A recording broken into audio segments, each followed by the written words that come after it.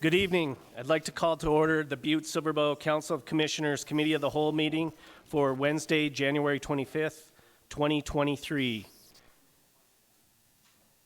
Clerk, can we have roll call, please?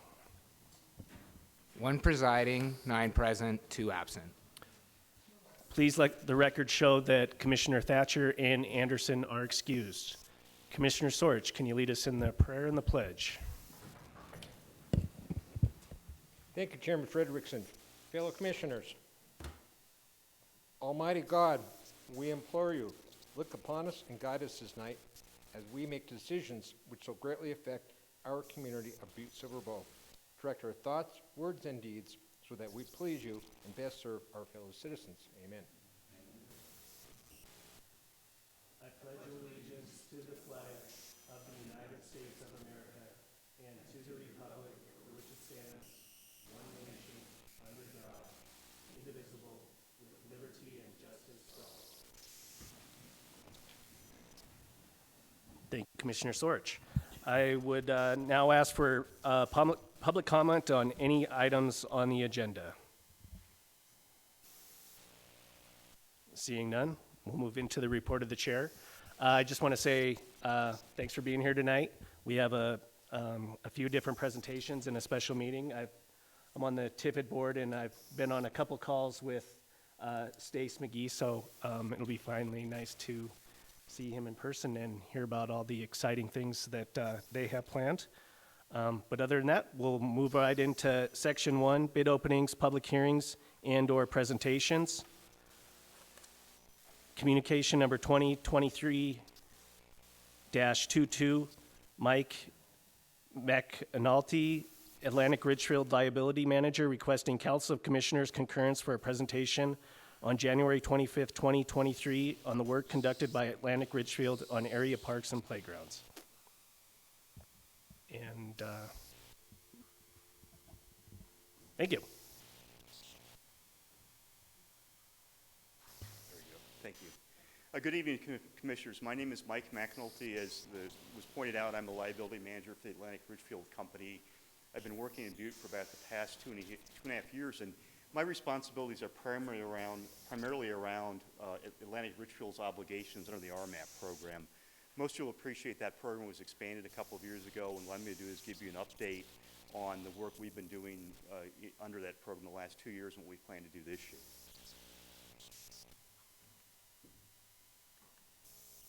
So just by way of an agenda, I'll summarize what we're obligated to do. I'll provide a summary of the investigations, the parks and playgrounds we conducted in the Butte area last year, talk a little bit about planned remediation of parks where that's required, and then discuss future investigations we'll conduct this year, and then answer any questions anyone may have. So just for a bit of context, most of you appreciate that the RMAP Unilateral Administrative Order was amended in 2020. There were a variety of changes made to the order at that time. One that was relevant to me, obviously, is the fact that Atlantic Richfield assumed the responsibility for conducting work at certain types of properties that were added to the program. That would include area schools, daycares, parks, and playgrounds. And in 2021, we actually began the work at the schools. That work is very nearly complete. Last year, we started the work at the parks and playgrounds. And for the purposes of this exercise, we have a very broad definition of park. It's essentially any area that's frequented by children is accessible for recreational purposes. So as we get into the presentation a bit further, you'll see some of the types of sites we've already investigated, and I'll talk a little bit about other things we plan to investigate. And obviously the objective here is to identify areas that have elevated levels of arsenic, lead, and mercury that require cleanup. And under this program, the cleanup levels we're using are residential, so they're very conservative. They reflect the most conservative numbers we can use for this exercise. So here's what we've done to date. So beginning last June and ending in November, we collected samples at 37 different parks covering about 82 acres in total area. Of those, we collected 956 samples, and there were 9 parks that had exceedances in one or more part of the park, and I'll show you an example of that in a bit. The total area required remediation is quite small. It's less than 2.5 acres, so the percentage of the area that's actually impacted is less than 4%, which we were pleasantly surprised to find. And the other thing that's really important about this is that when we conduct this work, we collect soil samples from the ground surface. So in a typical park or playground, you'll have grass, sod, you'll have landscaping like bark or other materials that form a barrier between the people using the park and the actual impacted soil.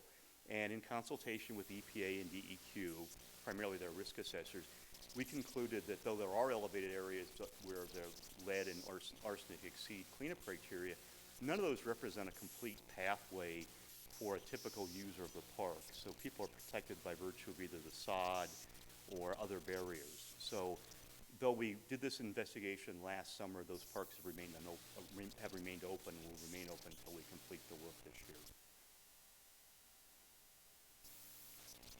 So here's an example of the parks that don't require remediation. One thing you'll notice about this, some of these things are things you'll be familiar with that are owned by Butte-Silver or the city of Walkerville.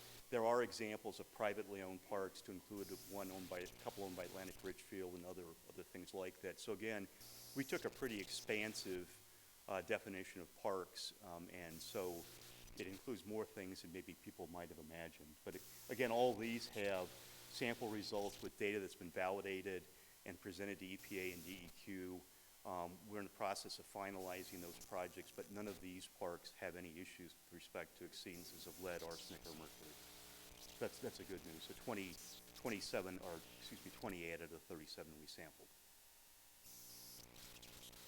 Moving on to the ones that do require remediation, this is a summary of the 9 that require remediation, along with a statement about the total area requiring work. And in most instances, it's quite small, actually. So typically what we would see is one part of a playground, or in one instance, a planter for example, Clark Park had elevated arsenic at depth. There are a couple of instances where the impacts were more expansive, and I'll show you an example of that. But the thing to remember is we were sampling for lead, arsenic, and mercury. There are no mercury exceedances anywhere in any park. There are only a handful of places where arsenic is an exceedance, and primarily lead is the most common constituent that exceeds cleanup criteria. And so here's an example of a park that requires cleanup, and again, this is about a half-acre park.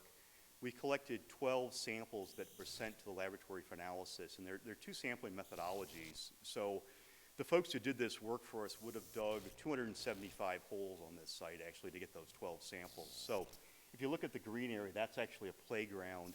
We would have collected samples from 5 locations at 3 different depths, composited each of the depth intervals into a single sample, so there'd be 3 sets of samples sent to the laboratory for analysis for lead, arsenic, and mercury. In this instance, the playground is actually clean. For the purple area, which is the grass area of the park, we used a different methodology.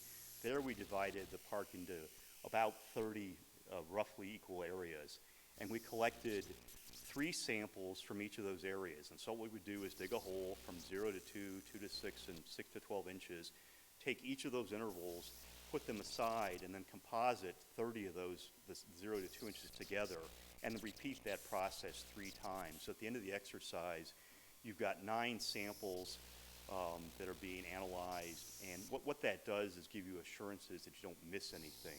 So as an example, the lead cleanup level for residential cleanups is 1,200 milligrams per kilogram. There is no place on this park where we actually saw that level, but when you take the results we did get and you apply a 95% upper confidence level, it generates a number greater than that, which happened to exceed the cleanup criteria. What that's suggestive of is there's some area on the park that may have an exceedance. So for that reason, we'll remediate the entire park, other than the playground. So that's the driver of process behind it. So it's a very conservative process, both in terms of the way we do the analysis and also by virtue of using the residential cleanup criteria. So what are we going to do this year? Right now, we're developing remedial action work plans for each of the 9 parks that have exceedances. And there's a process. We've begun to draft a schedule with our contractor. We'll present that to the Parks Department to get their input into when's the best time to conduct the work. Obviously, some of the work which requires sodding is done during the summertime. We want to do that in a way that minimizes the disruption of use of the park. So some of these parks will be closed in total for a period of time. Some of them, maybe elements, will be closed. We'll work with the Parks Department to do that.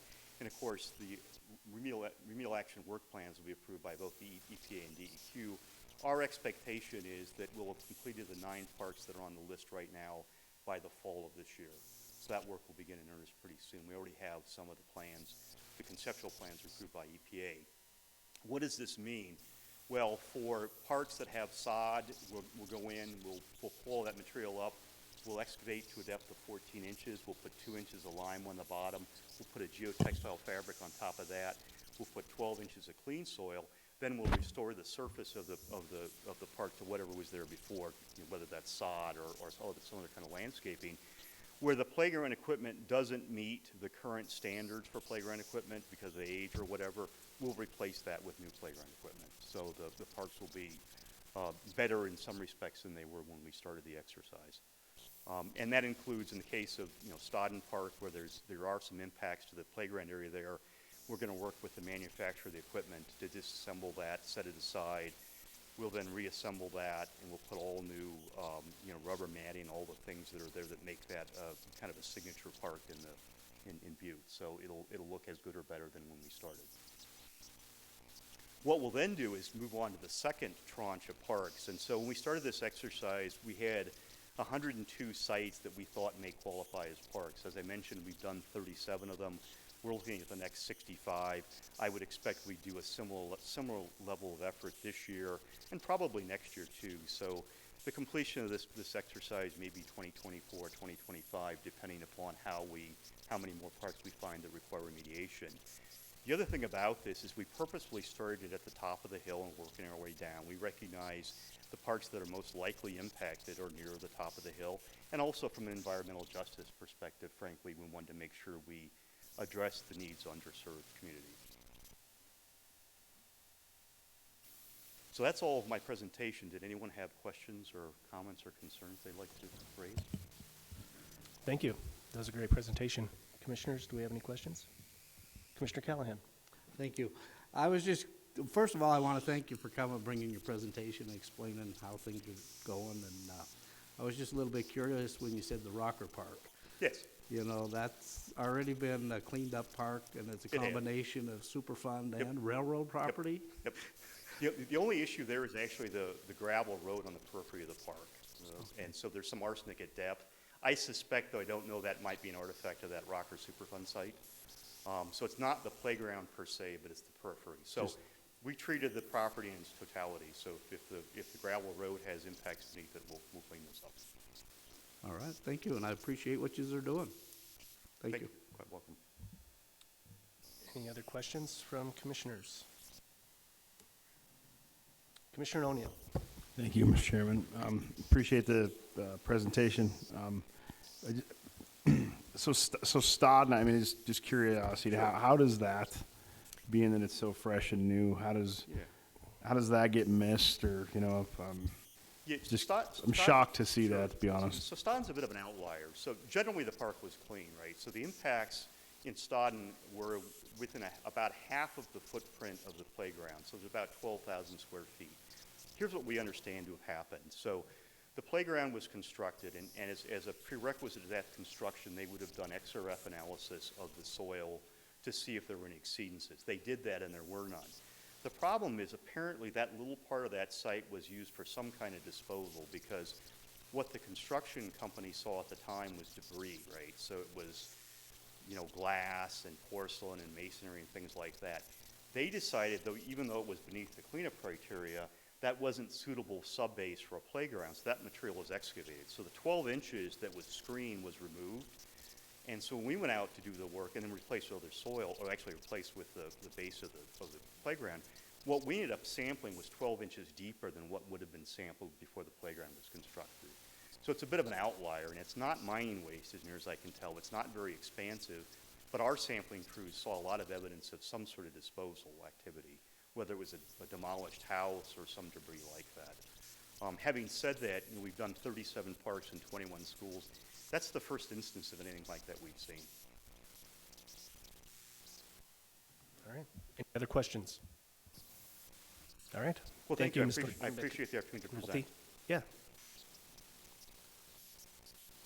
All right, we'll move into Our second presentation, number 2, communication number 2023-52, Mark Neary, Public Works Director, requesting to schedule a presentation on January 25th, 2023, Committee of the Whole meeting for providing a summary of nutrient work group efforts and the potential effects on BSB wastewater treatment plant. Director Neary. Thank you, Chairman. And I'm just here to introduce Rika Lashley. She's an engineer from Morrison Merrily. Rika was a big part of the refurbishing down at the Metro Treatment Plant. She knows our plant inside and out. And those of you that are on the Finance and Budget Committee have seen bills come across the desk for the nutrient work group. Well, DEQ is entertaining the idea of lowering the limits on our nitrates or nitrogen and phosphorus at our treatment plants to where it could make it almost impossible to treat without a lot of extra costs. And like our plant's only, I think, 8 years old, and it could be to where we have to do a major upgrade in order to do it. So Rika is on the nutrient work group, kind of representing all the city and towns along with the Montana League and Cities and Towns, trying to, she's out there for our best interest, and she's just kind of gonna let everybody know where we're at in the process. Thanks, Mark. Thanks for having me. Slight correction, I'm not representing all the dischargers on the nutrient work group. It's kind of divvied out. I'm technically representing the small dischargers, but then I feel personally I'm representing everybody I've worked with, which includes Butte-Silver. So we have other representatives. Louis Engels from Billings represents the large dischargers. Shannon Holmes from Livingston represents medium-sized dischargers. And then Montana League of Cities has representatives there. We have technical experts. And also a quick definition, when I say we or us as part of this presentation, I'm referring to the point source dischargers, and that's both municipal and private dischargers.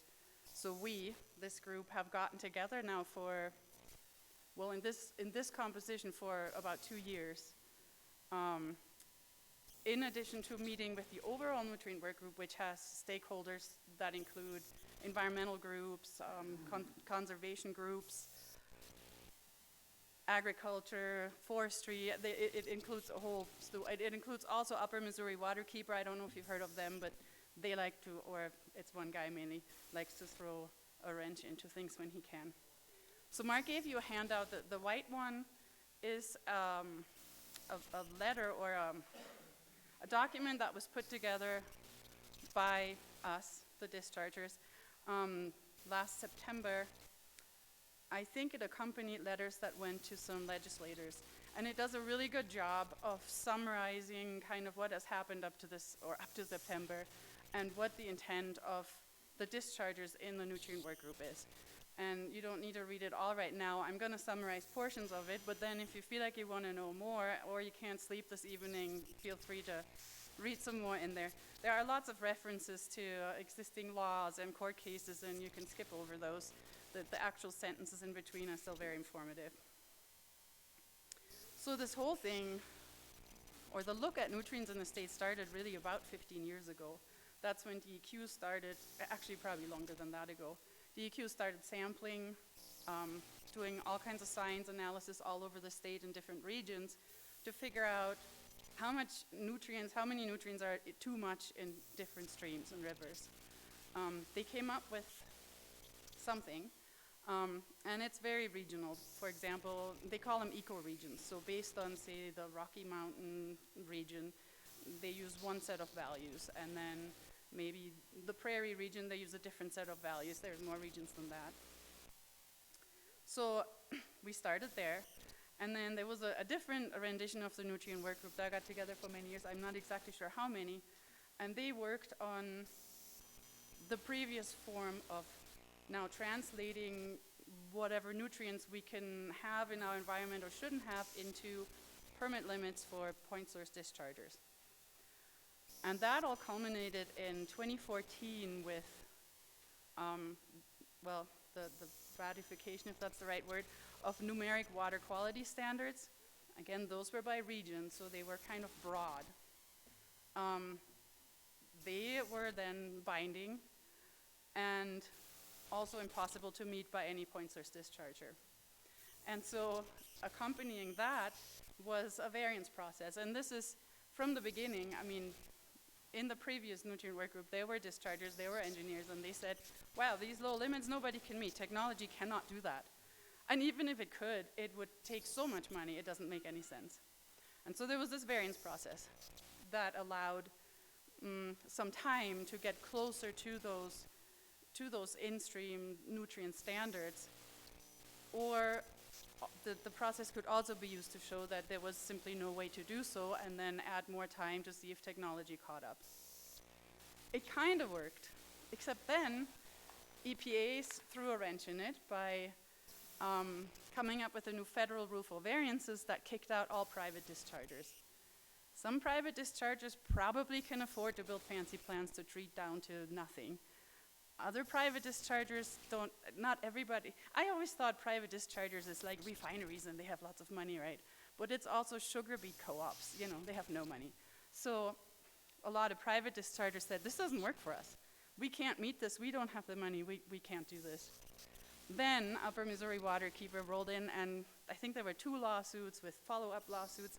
I lost track, and I'm not a very lawyer kind of person, so I can't summarize that fully.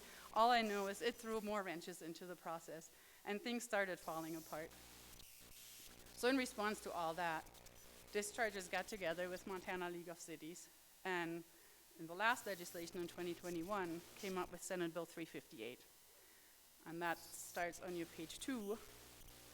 And this bill, just to summarize, said numeric nutrient standards don't work. They're impossible to meet.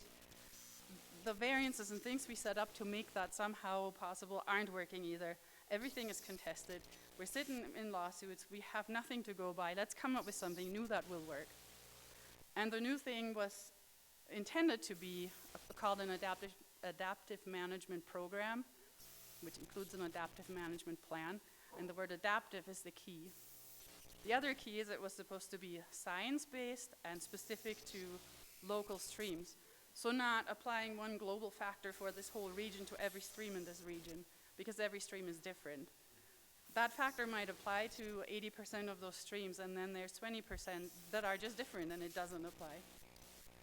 And the third kind of leg of Senate Bill 358 was also to include non-point sources. So I think there's a document by DEQ out there somewhere, and I hope I'm not misquoting, but I believe it says that in some regions up to 80% of nutrients in rivers actually from non-point sources. They're not from treatment plants.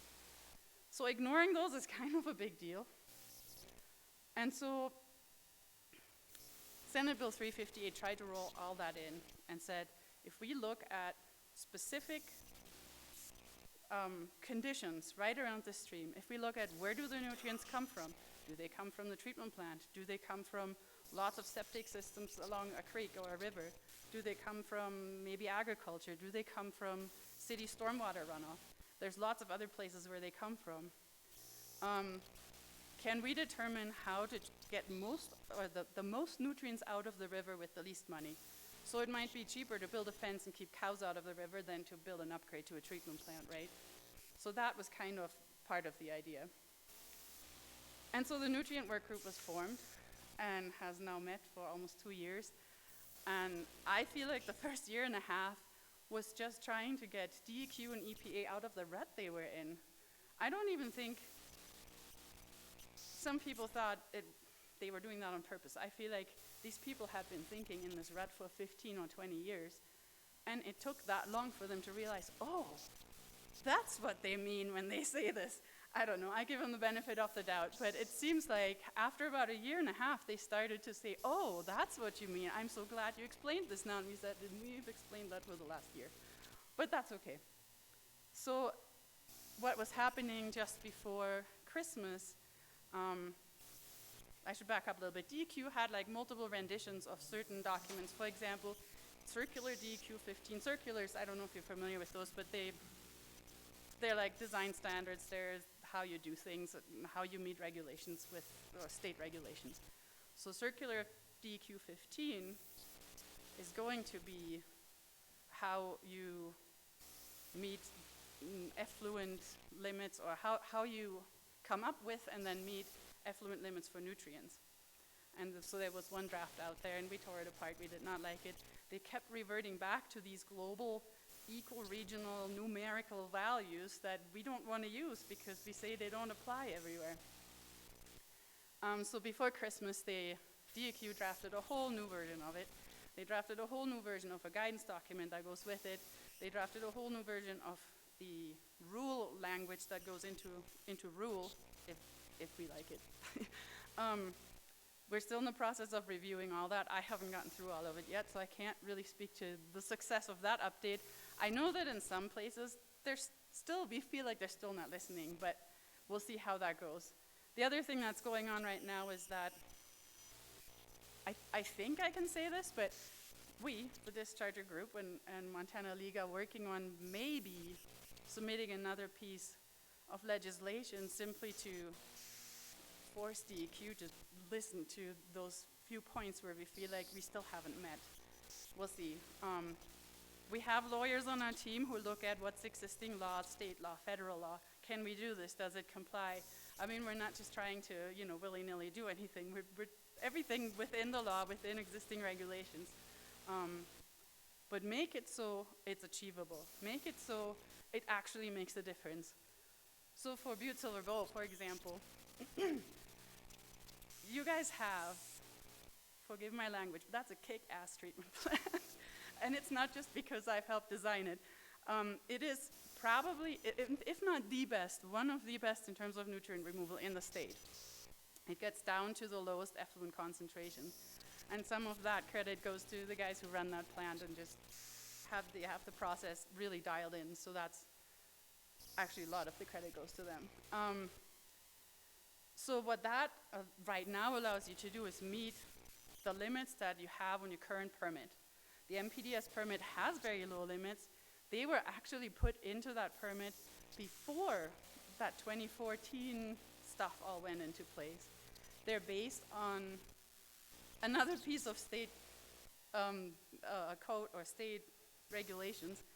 And anyways, they're very low.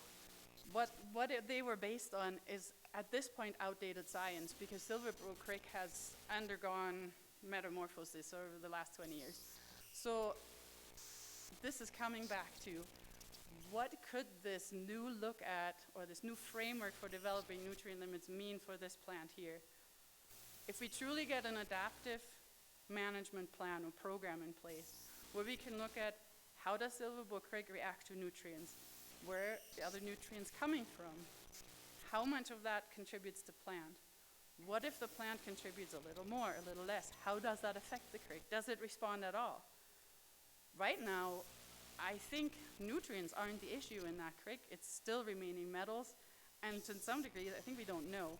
But fish aren't trying to return as quickly as we hope. So can we just blame nutrients? I don't know. Still more science is simply needed to determine what does this do. It's possible that the science will say too many nutrients come out of the plant. However, there's other nutrients in the creek. There's a background concentration. It's been sampled. Where do those come from? So maybe now the question becomes, can we reduce those for less money and actually hit a target without having to invest more millions into a plant that's already doing the best you about can? So the hope is that this adaptive management plan, the other thing is there's time. The sampling would take 3 to 5 years. After that, there's analysis. Then you meet with DEQ. Then they would look at it and say, okay, what can we do? Then you make a plan for how to do that. All of that happens fairly quickly. And that might be, maybe we're doing something to the city stormwater that reduces nutrient runoff into the creek. Maybe, I don't know, we're having a public education campaign about not fertilizing lawns. I don't know if that's any good, but just an idea. So looking at other options first.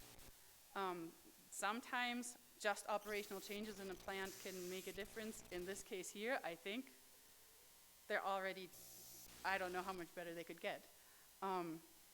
So rather than DEQ just coming in and say, oh, look, your ecoregional numeric standard is this, therefore we must reduce your limit more, this could offer an avenue of more time and more realistic ways and more affordable ways to address the actual stream health. Other things, and I mean, here this has been addressed a lot along Silver Bow Creek, but other streams might be, can we vegetate the banks? Can we do things that reduce temperature in the creek? Can we change flows? Is there anything in irrigation practices we can do to increase flows in the summer? There are lots of ways you can increase the stream health that may then be able to better assimilate the nutrients that come in. All those things would be considered. It's a more holistic approach, and I think it has a good chance for success. One other thing would be the plant here in the summertime to get those really low effluent concentrations.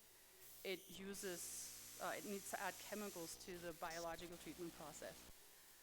And another hope that I have is that an adaptive management plan, one of the things that we're really pushing to look at is what are other environmental impacts of adding another treatment process, or in this case, adding chemicals.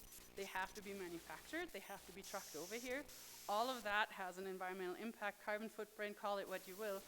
Is that worth reducing your effluent phosphorus by 1 milligram per liter, right? So things like that, there's no avenue right now for looking at that. And it would be nice if this program came through the way we envisioned it, to include all those considerations in how to develop a permit limit and how to go about making that stream healthier. And there's other things in my notes, like lots of environmentalists, they accuse us of wanting a license to pollute, and that is definitely not the case. We just want it to be realistic and doable, because if you put super strict limits and then say, oh, just apply for a variance, you don't have to do anything, then that's not improvement to the stream either, then we just don't do nothing, you know. I think that's covering the main points. But if you have any more specific questions, I was gonna say this is a 15-year-long story and I'm trying to fit it into 15 or 20 minutes, so this is Thank you, Ms. Lashley. Yeah, that's great. It's thanks for the discussion on what the working group is doing. I have a question on, and forgive me if you covered this, but how long does Butte-Silver Bow have to meet the standard that we can never meet? It sounds like. That's a really good question, and I don't know if I have an answer. So right now, the permit is administratively extended, and the history to that is simply that a new permit was due right around the time the new process, the upgraded process started up. And DEQ says, well, we can't give you a permit, we don't even know what your process can do. And this is very typical, so then they administratively extend an existing permit to gather data for 2 or 3 years, and then they develop the permit. Well, in the meantime, all this nutrient stuff is going on, and so we have not hurried them along, and they have been stalling to wait how this works out. Meanwhile, the plant does okay meeting the current limits in the permit. The plant was designed to do so I'm happy to know that it does. And yeah, so the answer is I don't know, but we actually don't want that to happen super quickly, I don't think. We want it to happen when we really know, when this process is done and when we know what's on the book and where we're going. Okay. And yeah, just a follow-up, and I don't mean to get too much into the weeds here, but does our plant take on more, I don't know, metals as it comes off the hill, and is that affects our discharge, right? Not just nutrients. In different ways, yeah. In different ways. The I guess my metals- question is, as we finalize our cleanup, that we voted on the consent decree a couple years ago, would that potentially help our plant discharge once that's complete? So with metals, I think copper and zinc are the 2 highest, and this process actually does a very nice job of removing the copper, or some of the copper, and so I want to say over the past several years, the effluent concentrations of copper have been below the limit they have. So that's good. Zinc has been below the limit, but the plant doesn't remove it. So if, for example, there was more zinc coming into the influent, more would go out, and the plant can't, it goes straight through. The influent equals effluent concentration. So it depends on the metal. I know cadmium gets removed quite well too. Others haven't really been a problem. So anything that doesn't enter the plant obviously doesn't have to go through it and won't come out the end, so that's good. Okay. BOD, or organic loading, is the current issue. That's been skyrocketing, and so they changed how they're running the plant, and it's actually working really well, probably increasing the overall capacity of the plant with this different mode of operation. So we're going to look at that next. So it's kind of exciting. Okay, for me great. anyways. Are there any other questions? Thank you, Chair Frederickson. We just more or less got done dealing with the distilleries and the breweries and malt plants and all that stuff, and that probably will contribute a lot, with this process in place. I'd like to talk real quick about marijuana. And here in Butte, there's a couple large growing companies going on, and is that even a small discharge with the chemicals of that, which basically probably would be phosphorus, what would be the consensus of how much that would affect the plant in trying to make these changes? So I don't know enough about marijuana grows to know how much they're discharging, but if they're discharging to the collection system, I think I would start with requiring them to sample their discharge so we know what's going in. And so we'd need to know how much flow and what the concentration, I imagine, because fertilizer, right, is that what you're referring to? So phosphorus and nitrogen? Right. Maybe, that's probably the main ones, yeah. I can't really speak to that completely because I don't know what they're discharging, but say if that were high, then you treat them like any other, they probably would need to pre-treat or end up paying some sort, I'm not totally familiar with your ordinance for pre-treatment, but I think there's a rate schedule in there for if you're discharging above a certain concentration or something, so probably would fall into that category and would have to get treated under pre-treatment. Thank you. Okay. Are there any other questions from commissioners? Commissioner Callahan. Thank you, Chairman. I just got a couple questions. You had mentioned that we've got a kick-ass treatment plant, probably one of the best in the state. We have that in our sanitary sewer and our water, domestic water.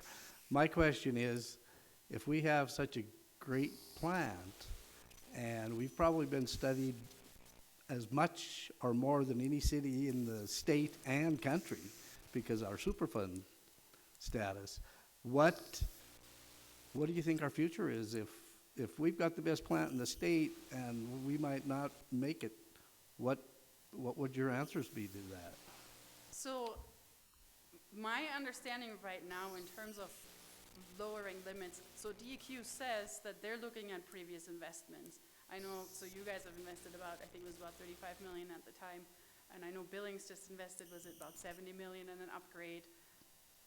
All these bigger plans have been investing in upgrades, and so DEQ says we will look at previous investment. We don't want, to require upgrade on upgrade on upgrade.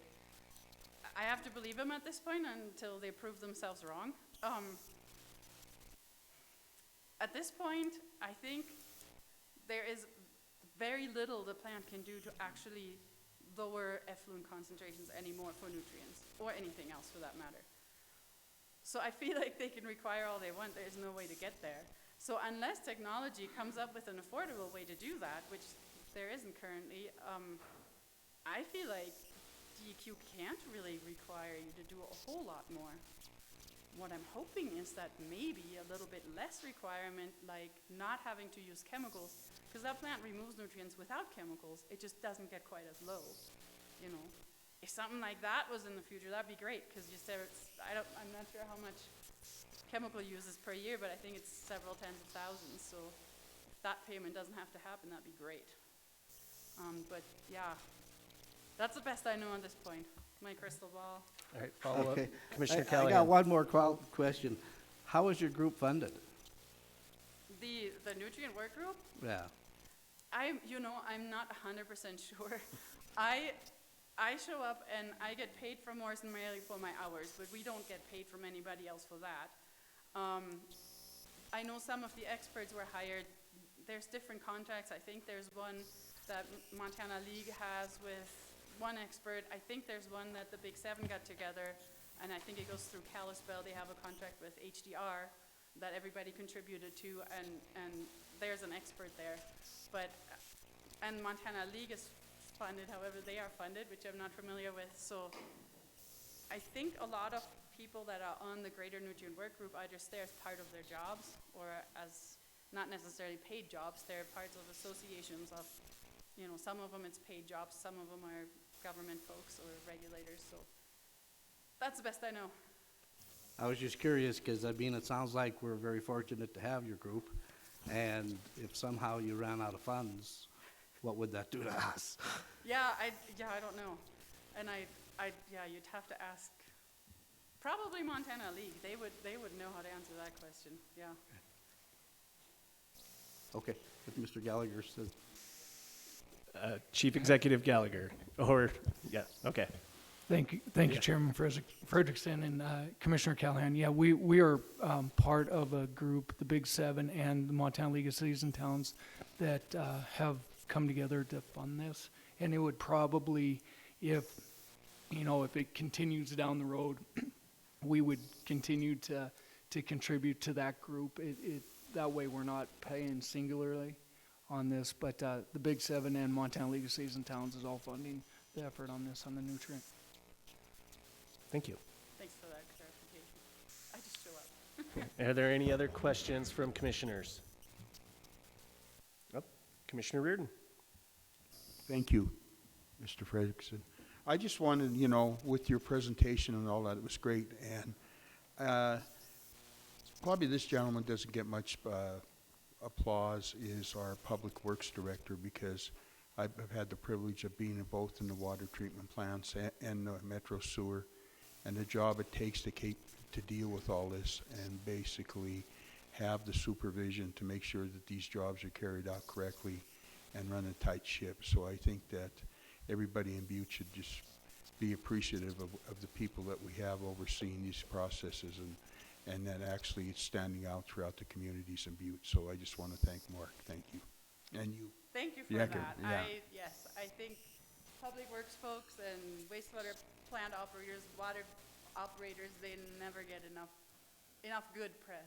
You only hear about them when something breaks, so. And that's terrible, because all the rest of the year, and if something breaks and you don't hear about them and they fixed it before anybody noticed, nobody ever hears about that. So yes, thank you for that. All right, thank you. Appreciate it. Thanks for having me.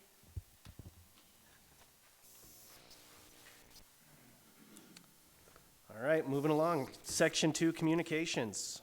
Communication number 2023-15, Mark Neary, Public Works Director, requesting Council of Commissioners concurrence to schedule a bid opening on January 18th, 2023 for a mini excavator for the Metro Maintenance Division. Director Neary gave us that bid opening last week. So, Commissioner Shea. I will make a motion to place on file communication number 2023-15. We have a motion and we have a second. Is there any questions? Anything on the question? Can commissioners vote?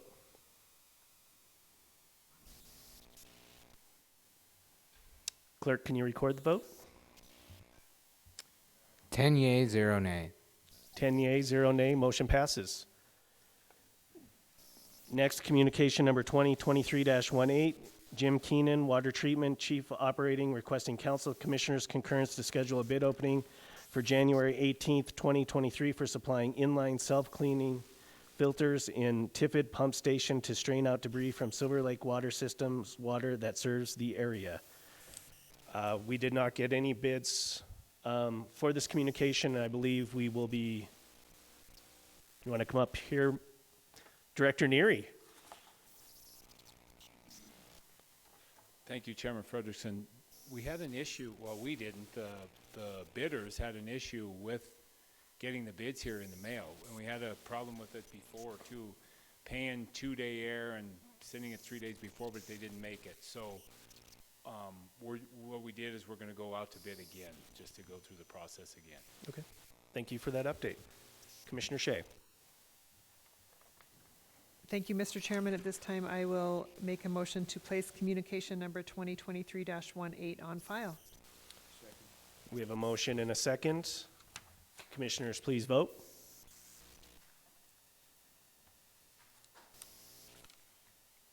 Clerk, can you record the vote? 10 yea, 0 nay. 10 yea, 0 nay, motion passes. Next, communication number 2023-20, Karen Malachny, BSB Health Officer, requesting Council of Commissioners concurrence to hold a public hearing on January 18th, 2023 for the purpose of amending the fiscal year 2022-2023 budget to allow for increased expenditures of unanticipated revenue resulting from an amendment to hepatitis C prevention within the syringe services harm reduction programs. We held that public hearing last week, so Commissioner Shea. Thank you, Mr. Chairman. At this time, I will make a motion to place communication number 2023-20 on file. We have a motion and motion and a second. Is there anything on the question? Can commissioners please vote? Clerk, can you record the vote? 10 yea, 0 nay. 10 yea, 0 nay, motion passes.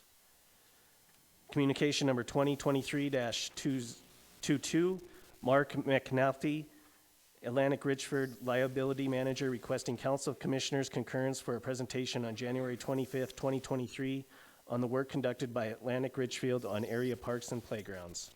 We had that presentation moments ago. Commissioner Shea. Thank you, Mr. Chairman. At this time, I will make a motion to place communication number 2023-22 on file. We have a motion and a second. Is there anything on the question? Can commissioners vote?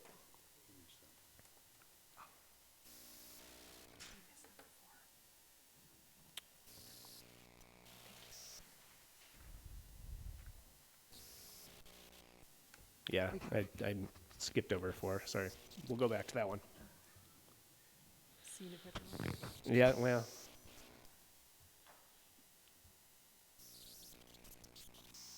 Clerk, can you record the vote?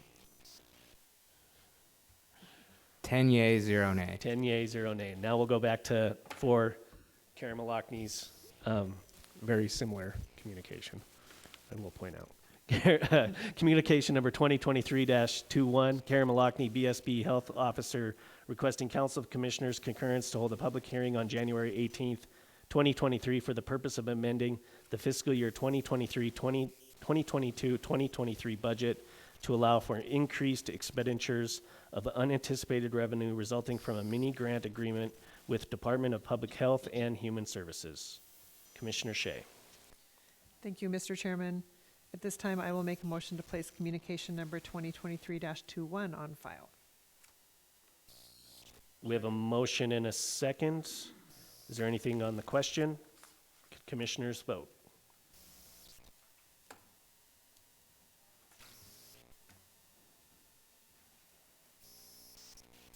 Clerk, can you record the vote? 10 yea, 0 nay. 10 yea, 0 nay, motion passes.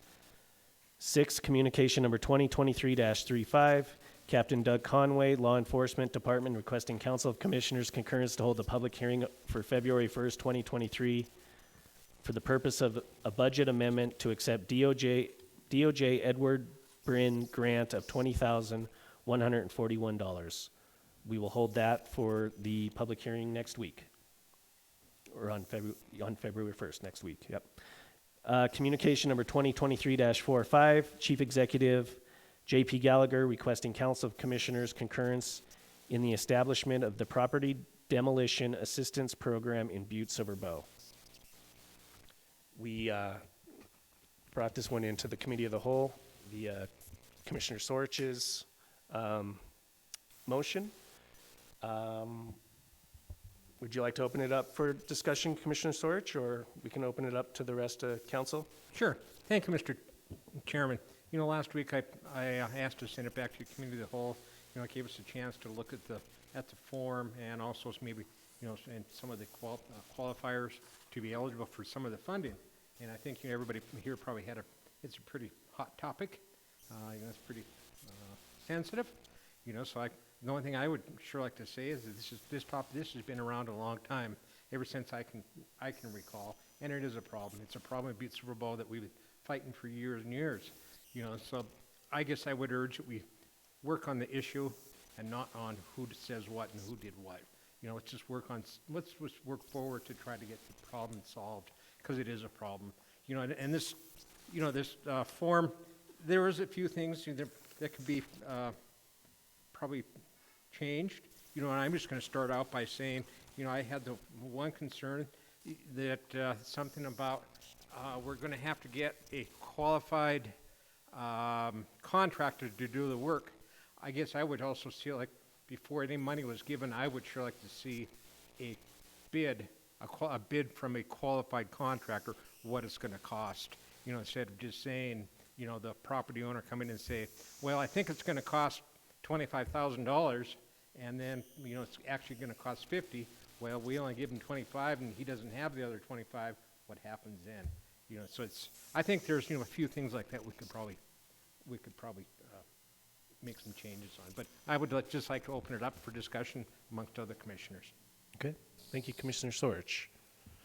Commissioner Reardon, and then Commissioner Shea. Thank you, Chair Frederickson. I looked over this application also, and I'm sure everybody around this table here has been getting calls, not completely understanding what we're doing here. We're not taking away any person's property. We respect their property rights. The main purpose of this money, when we applied for it as a council, was to help Urban Blythe with these homes that have been sitting around for 10 or 15 years, with housing migrant or vagrants, and basically some drug traffic. And it's not a tax release fund on people that are behind in their taxes. This program basically cuts right down to the deal is, I had assumed, and maybe I'm wrong, I mean, there's a procedure here being a public money, and we appreciate that. That's why the applications are out here.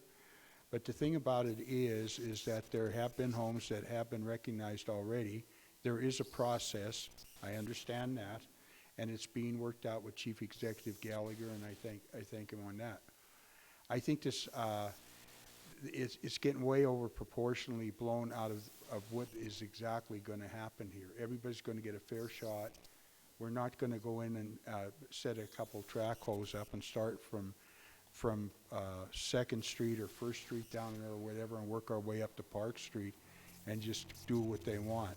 This process is going to take a while because we want to do it right, and we want to be able to fund this program with the sales of these properties if that's the way it works out. I've had calls from historic preservation people and all that. These houses, most of them, have already had demo permits issued by the Historic Preservation Committee. So, like I said, we're not here to take charge or whatever. That's why this application, and I'm for working together, because there are a few things that I had some input from most, you know, talking to all these people. And basically, hats off again, because basically this has been going on for more than a year, more than 2 years and all that. And we finally have the people to step up and make this right with the taxpayers of Butte to get rid of some of these places and start flourishing in these older neighborhoods. So, thanks. I just wanted to explain that and answer some of the calls that I was getting. Oh, can I have one more? Yeah. In reply to Commissioner Sorich, and I think we requested this a couple times, I I realize everybody's busy. I see Mark Neary back there and all that, you know. If we have to use a contractor, yes. I know how busy Butte-Silver Bow is and all that. That'd be the ideal situation. But I think what we need to look at too is also a basic, how many houses have been done. I believe that the council asked for the last 8 years and the average costing per home and all that. That might help us really look at this money and what's going to happen there. But these are just a few of the concerns that I received phone calls, and I know other people around this table have been receiving, well, what's going on with this, what's going on with that. So just kind of setting it a little bit straight. Maybe I wasn't straight enough, or maybe I did, but I just wanted to do that, and I thank everybody. All right, thank you, Commissioner Reardon. Commissioner Shea. Thank you, Mr. Chairman. I think that this is a really great first draft of how we want this program to look. I think that the intent here is to remove barriers for people who have barriers that they don't have the resources, they don't know where to turn, they don't know how to find resources. So they're able to, there are some people who want to take care of these problem properties, they just really don't know where to turn.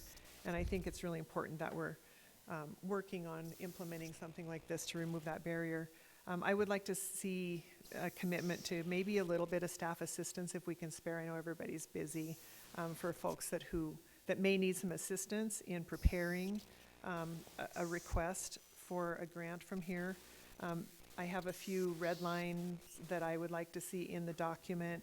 I won't go through every single one of them right now, because I think we are just not quite ready for a final draft, not quite at a final draft yet. One thing I would like to see is in the qualifications for the grant, it says the property and structures must be owned by the applicant. I would like to add on there that they're also not tax delinquent.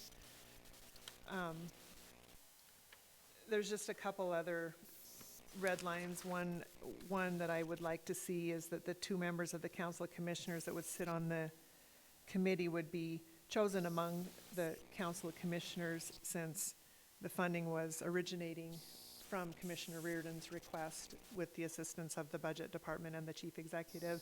So I would like to see the council be able to choose their own representatives to sit on that committee. I don't know where we go from here, if we want to continue to maybe push our red lines to the Chief Executive and maybe work through Commissioner Reardon, since he really was the one to spearhead this with the executive branch, and maybe come back with a second draft. What does that sound like? Maybe just hold it in abeyance. Yeah, thank you, Commissioner Shea. I think we will keep the discussion going, but all great suggestions. I'd like to let Chief Executive Gallagher respond to some of those on maybe next steps, and then Commissioner Callahan. Thank you, Chairman Frederickson, Commissioner Shea, and Commissioners. I think that we've got a good start to a program here, but I would like for all the commissioners to send any suggestions, red lines to me on what we're doing. One thing that you talked about with it not being delinquent on taxes, that was originally kind of part of it, but I also saw that as possibly a barrier that somebody may be not able to pay their taxes as well as not improve their property, doing things like that. And so if we waited for a property to come into our possession because of back taxes, that ends up being a 4-year process. So that if somebody was just like a year behind or something, that potentially could be a barrier, and that's why we took that out of there. But it could be added back in, but we saw that as a potential barrier or somebody not applying for these funds. Because that's what we're kind of looking at with much of the situations here, is that, you know, some of these properties are in the condition they are because people don't have the ability to improve them. So, but we will take all suggestions and come up with the final draft to this.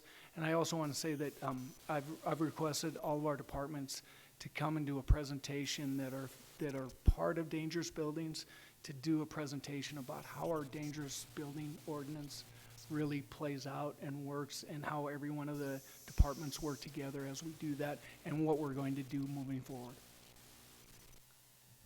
Okay. Commissioner Callahan. Thank you, Sean. I'd just like to say a red line of, last week they had talked about the application says it's a loan. Then we said it was gonna be a grant. I think we gotta put in some barriers there that, we get some of these absentee property owners from out of town that won't take care of their property, and then we ask the taxpayers of Butte to take care of the problem, then they still own the property, and they're still not here to maintain the property, and next thing you know, we have a bunch of trailers and junk cars, and we never got rid of the problem. We got rid of this rundown piece of property, but we're not helping the neighbors out because these folks aren't here. So I think that's something we need to look at as well, and I don't know what the answer to that is, but if we give them taxpayers money to tear the building down, they still own the property, and then the same thing goes on, what's our next step to fix it, so appreciate that. Thank you, Commissioner Callahan. I have a question on just next steps with Commissioner Shea here. So is it best to hold this, or should we move it along and then you come back to council with the red line version?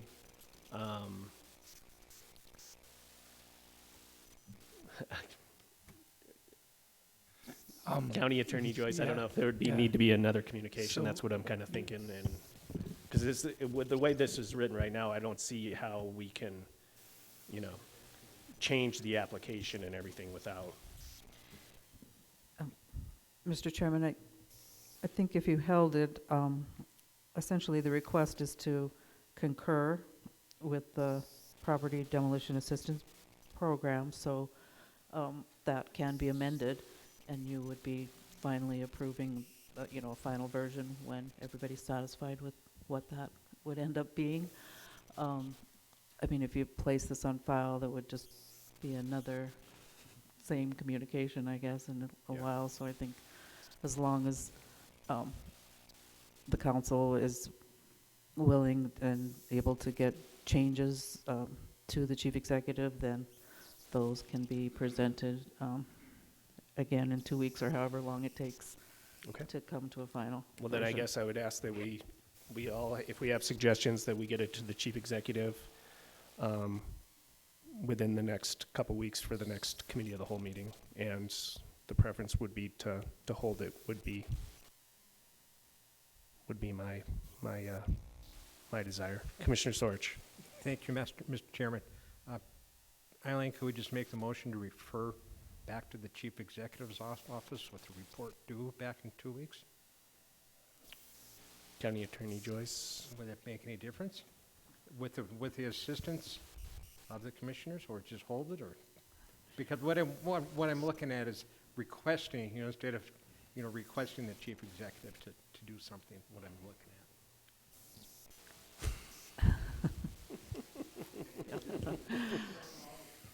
at. Mr. Chairman, Commissioner Sorich, I think it's probably Doesn't matter. the same effect. If you hold it in abeyance with the discussion that's happened tonight, then in 2 weeks, the chief executive will bring back the suggestions that he gets from this body. Yeah, thank you, Kenny. I don't think we're going anywhere, Commissioner Sorich, or the people that are interested in this. But all right, so Commissioner Fisher. Thank you, Chairman Frederickson. Thank you, everyone, for your input. There is a little bit of work that needs to be done, but I feel we do got to push this forward. This is a hot item. We got to move it forward instead of kicking the can down the road. There's some things that are going to have to come up, like some of these properties, Commissioner Shea is talking about taxes. Some of these might have assignment, where somebody paid taxes so they didn't go in arrears for tax sale. So there's a few things there, and I think it'll all be worked out. But I would make a motion at this time that we concur and place on file communication number, whatever it is, 2023-45. Thank you. We have a motion and a second. Is there anything on the question? Commissioner Shea. Thank you, Mr. Chairman. I just want some clarification. I think I already know the answer, but all we are doing by concurring and placing on file is we're agreeing to establish the program. We can still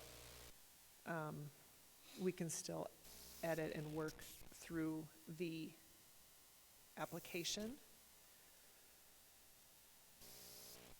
Or would it be better for us to amend that motion to concur and place on file with an amended grant application? I'm sorry. County Attorney Joyce. Mr. Chairman, Commissioner Shea, I mean, the letter, I'm not sure, what did you say? I know what it says on the agenda, but I'm not sure if the letter itself specifically, yeah. The only thing that I would say is that the actual grant application and program was attached to the communication. So it muddies it a little bit if you were to concur with it, that you're actually concurring with what is attached. So, I think that if you still want to work on approving it, there'd have to be something new that came up. So it would, if you have a start of what it would look like, I would recommend holding it in abeyance so that you could come to a final determination of what you're approving. I think that you already, by having $225,000 put in the budget for this purpose, you already kind of acted on the request to establish such a program, but now you're trying to act on what that program would look like. So I Yeah. don't know that you should concur with what's attached. Yeah, thank you for that clarification. I tend to agree. If we do a concur, we're approving the application as is the way I look at it also. So, Commissioner Fisher. With that being said, Chairman Frederickson, I would withdraw my motion to concur and place on file. Okay. And look for another motion that follows the guidelines required by the county attorney. Thank you. Okay. Well.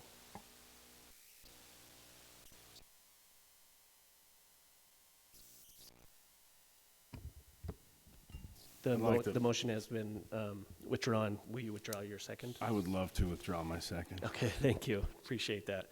So the motion is withdrawn, and the recommendation is to hold this in abeyance, which we don't need a motion for. Is there any questions? Commissioner O'Neill. Thank you, Chairman. I guess when we're talking about, I guess my suggestion when we're looking at these and tearing the buildings down, remember it's about tearing the junky building down. It's not about, and Commissioner Callan, I totally agree with you. When the lot opens up, right, what could happen? That's why our enforcements will have to, that we have in place, we'll have to take care of that. But the whole goal is to tear junky, crappy, scary, drug-infested buildings down, houses. Therefore, that's the plan, right? So we don't make we can't make our decision. I feel like we should not make our decision based upon of who owns it, whatever. I know we have to maybe think about that, but again, the goal in mind is to tear the crappy buildings down. So I just want to as in discussions, thank you. Okay, thank you. All right, so we will hold this for 2 weeks. In the meantime, please get your recommendations to the Chief Executive's office, and we'll come back for another discussion. And with that, I'll ask for a public comment on any matter not on the agenda. Seeing none, I'll ask for a motion to adjourn. We have a motion. Do I have a second? We have a motion and a second. All those in favor, signal by saying aye. All opposed? Motion passes. Thank you.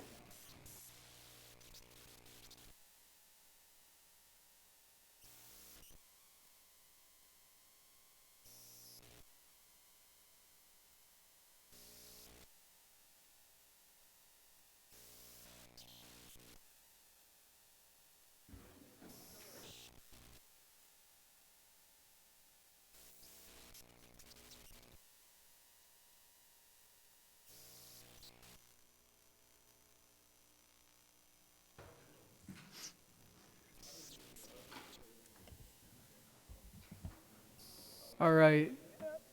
Thank you, everyone, for being here tonight. I'd like to call the Butte-Silver Bowl Council of Commissioners special meeting for Wednesday, January 25th to order. Clerk, could we please have a roll call?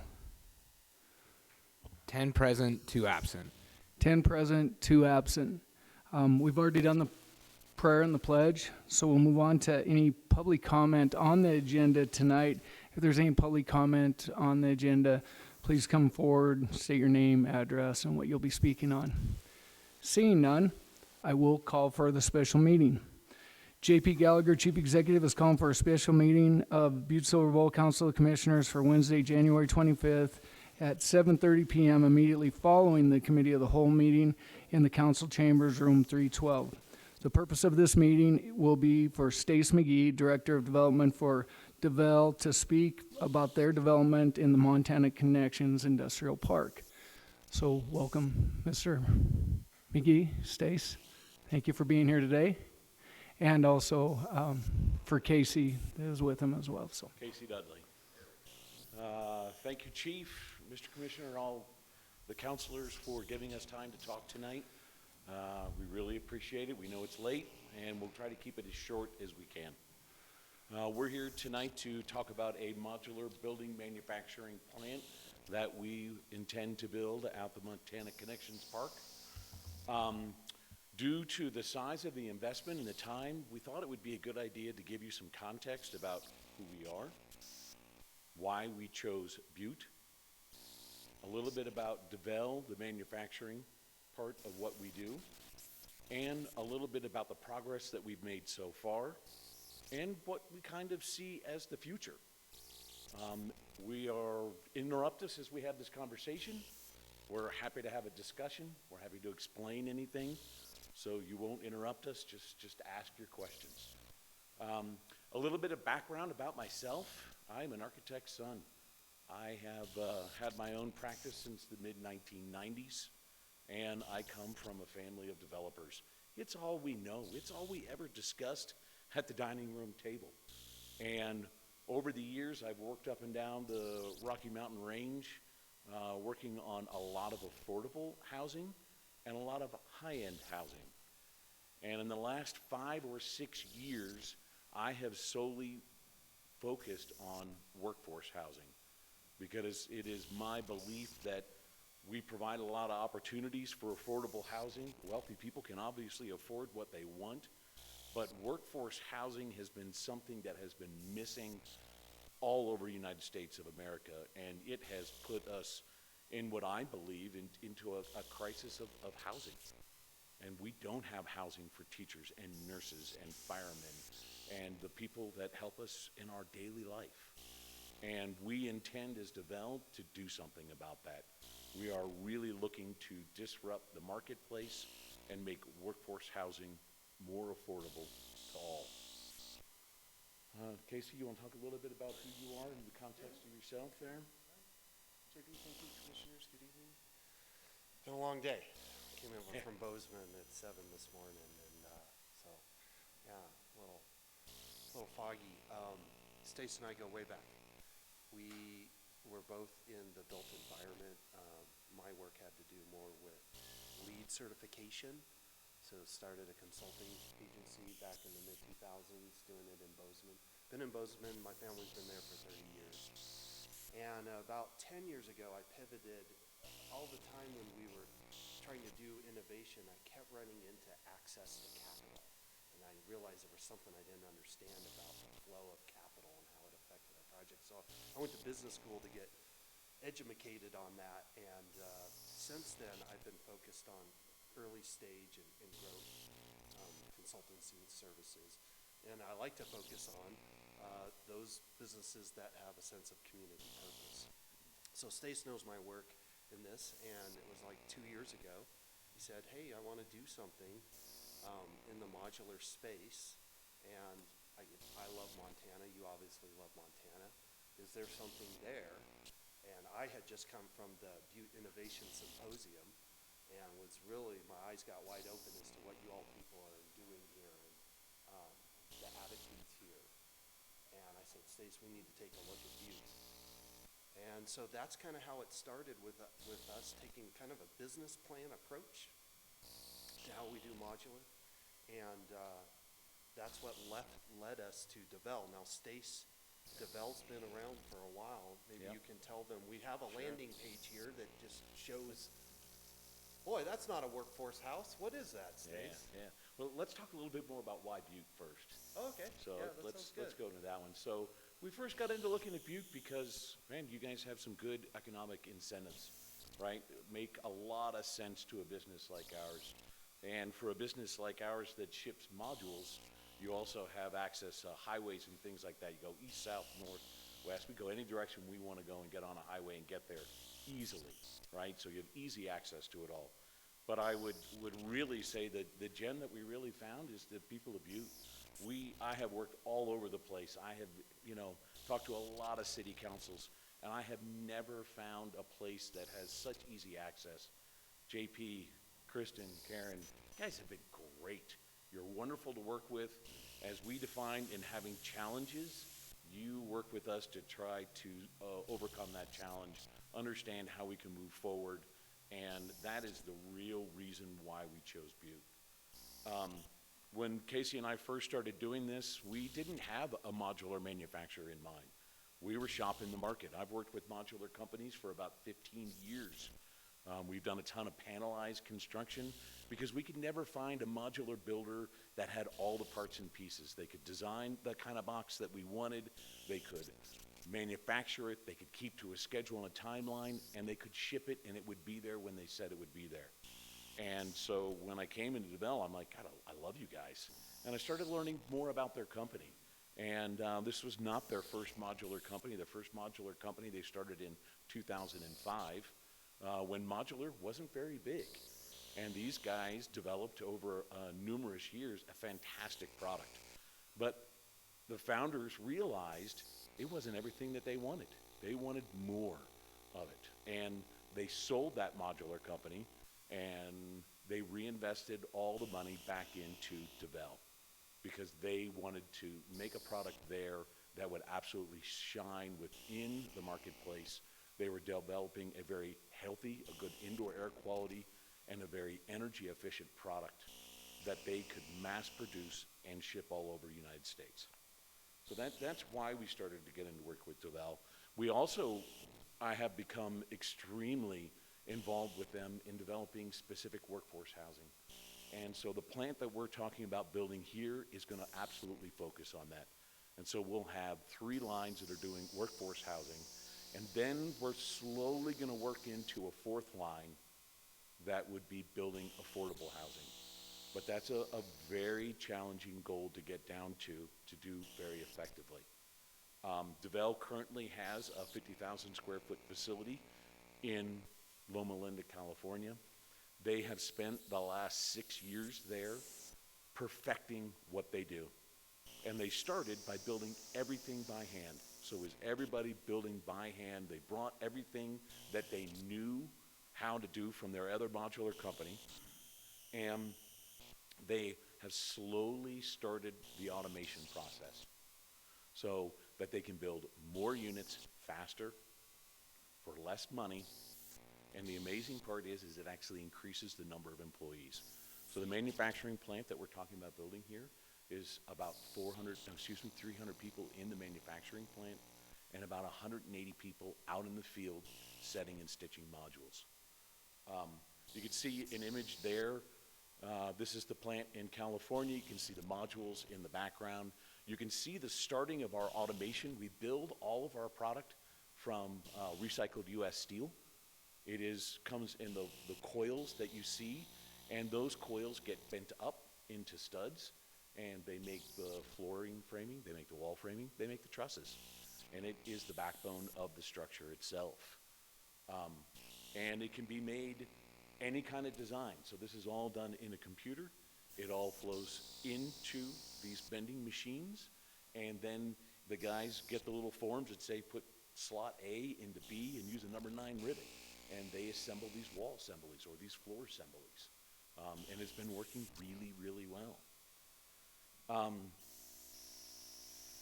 We really have enjoyed working with DeVell. I've enjoyed working with DeVell so much that I've given my position up in my architecture firm and another company that I'm part of, and I am now taking on the responsibility of being the VP of development for DeVell.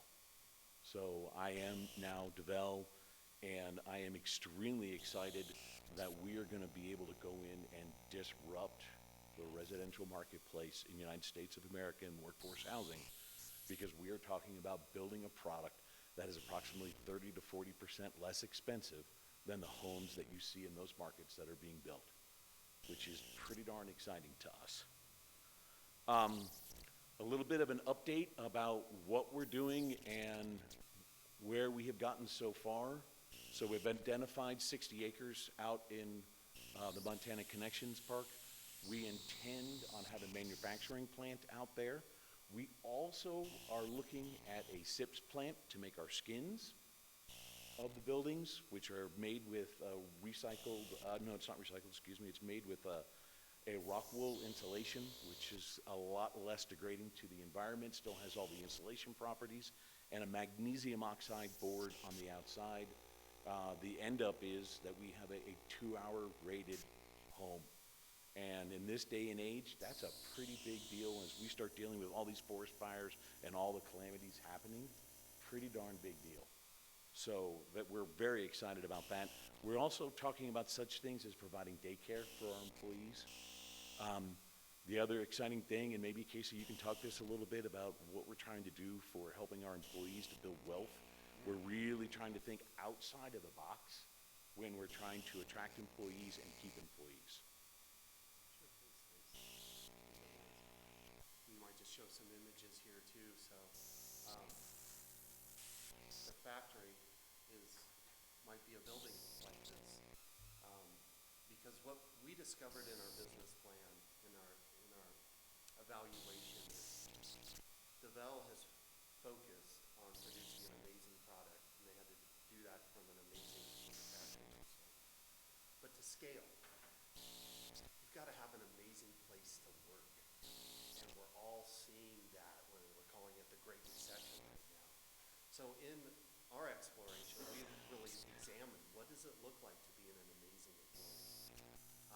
And so that takes us in really right into the world of when we come to you and we're talking about bringing online these jobs. And our intention is that we're providing jobs for locals, for veterans, for women. What's really amazing about this part of construction, which has often been sort of male dominant, is part of that has to do with the amount of weight you gotta lift and some of those physical requirements. They're not there in a facility like this. So our exploration into what does it mean to make a great employer is, what are the challenges that folks have out there? And you guys know what they are. Housing's top of the list, but then daycare is top of the list. And also, there's this idea of I need some sort of vehicle to invest, wealth building vehicles that we have in 401ks and things like that, so that I can send my kid to school as tuition's going through the roof. So part of our thoughts on that is taking this holistic approach and saying, well, we provide housing. What about providing housing for our employees? We give our employees a home, and over time they can invest in that home, in the equity in their own home. That's kind of representative of how we think differently than what traditional employment looks like. That thinking differently also goes into our neighborhood development. Why DeVell? Why we were able to form this partnership with DeVell is having this amazing product come off of a manufacturing dock alone doesn't solve the problem. They need these houses to become homes in their neighborhood. And so we focused on this idea of anchor institutions, our eds and meds, the big employers in town that have been around for a while, that are going to be around for a while. Let's look at how housing is affecting their ability to staff and scale. And so that's been our real approach here. So what that looks like is we sit down with Jay at St. James Hospital, and we sit down with Montana Tech, and we sit down with Northwest Energy, and we say, help us understand your ecology here. What is are the different jobs? How much do they pay? What would be an ideal product for those people you're trying to attract so that you can scale and grow? And so that's kind of really our niche to come into Montana is, that's what we mean by workforce housing, is really working closely with an employer to find out what kind of product and neighborhood is going to best fit those people that they're trying to attract. That's a little bit about our philosophy on how we approach it. And so we started with just looking and saying, you know, we need to build a manufacturing plant, right? That's what our goal was. And we realized that there is so much more to it. And so we're talking there about the development opportunities and what we're trying to do with our partners here in Butte. And hopefully we will do that and then reproduce it in the different cities in Montana, doing just the same things for other communities. But we also realized that us coming to town with 400 or 500 employees, hey, we're just adding to the problem. So we're trying to get in front of it now and work with those partners in developing projects right now that we can bring into fruition as we move through it. The other big thing that we realized that we needed to get involved in is that we need to train employees. You just don't walk into an automated manufacturing plant and go to work. And so we have been working with Steve Grover here in town, who's in the audience, and we are under contract to hopefully purchase 2 buildings up on Broadway, and we are going to be renovating those into housing for our employees to live while they get trained. And it would include a couple classroom spaces where they would do 3 months of training in a classroom where they learn about code, they learn about modular building, they learn about energy efficiency, they learn about all the different things. They learn about the culture of DeVal and do what we become and say is a DeValee, and they become part of who we are, our community. We then are looking at building a training facility somewhere between 16 and 20,000 square feet. And we've been talking to Bill, and for some reason all day, I can't remember Bill's last name. Fisher. But it's down on Arizona, yeah. And we really, that would be where they would work on the actual units themselves. And the idea in the company is that you would get 3 months in a classroom of training, you get 3 months building every bit of a piece of a module, and then you would pick your specialty in the last 3 months of whether you become mechanical, electrical, plumbing, whatever that may be. And then you get to go and work in the factory itself. So we've realized that we've had to create a whole campus. And the big thing that we're all really hoping, because right now DeVal is in Canada, it's in San Diego, it's in LA, right? And now we're gonna be here in Butte. And I can't tell you how many of the employees are so excited to move to Montana. And it's the core group of the innovators and the designers that are coming here. And we really hope for the future that we can work with Montana Tech, we can work with Highlands College, and that we can create Butte into an innovation center for modular building. Right now in our country, modular building is spreading like wildfire. There are so many companies trying to get up and going. And the beautiful thing, again, that we love about DeVal is that they're 16 years into this. This is not their first rodeo. They have taken their time at building DeVal right now, and they, as of 4 months ago, their board finally said, we are ready to grow. Because for the last year, we've been saying, come on, let's go do this in Butte. And they were like, no. And now they are fully ready to do it, and we really look forward to helping build the legacy of Butte and really hoping that this can become an innovation hub for the country. Thanks, Stace. Is there any, I'll just say this, it was about a year and a half ago. I walked out into the rotunda and saw a gentleman kind of looking around, and I ran into Stace, and I asked him if I could help him. He says, yeah, I'm looking at property out at the Montana Connections Park. Who do I talk to? And I said, I can find those people for you. And that started that relationship that we have today. And I've got to thank Chris and Karen and their ability to really facilitate the needs of Stace and Casey and now DeVal. DeVal was not part of that formula at that time, And so it's exciting. One of the things I don't think that they did mention is they're talking about a 450,000 square foot facility that would be built out there that's fully automated. We went over and we met with the Carpenters Union and the Sheet Metals Union today, so that they could start talking to them about what the impact would be to those unions. So they're doing their due diligence of what we need to do here locally in our community, and reaching out and making those connections. So with that, I'll open it up for any questions that commissioners may have for Stace or Casey here. And JP, if you don't mind, I just butt in one more thought and idea that we're also, yes, we are building a very big facility. Building a facility of this size is extremely challenging. I've had some background in my life where I've built some 1 million square foot buildings, and I've done a half a dozen of those. So I understand this challenge, and I find it to be a pretty darn big challenge in a small community like Butte. So it's 450,000 square feet is a much larger building than the building we were showing you. It's almost twice that size. So it is a big building. And the other biggest challenge and hurdle that I do believe we're working very hard and diligently on right now is trying to find employees, trying to find the underserved, trying to find the right people that want to come and join our community in the building and the place that we work. And so that is a big challenge, because everybody in our country right now is dealing with, where do you find people to work? And so we're trying some very innovative ideas, and we'll be really getting going on that here in the next couple of months. So we're working on numerous different things all at the same time in developing a factory. It's much more than just a building and building modules. So thank you very much. Any questions of commissioners?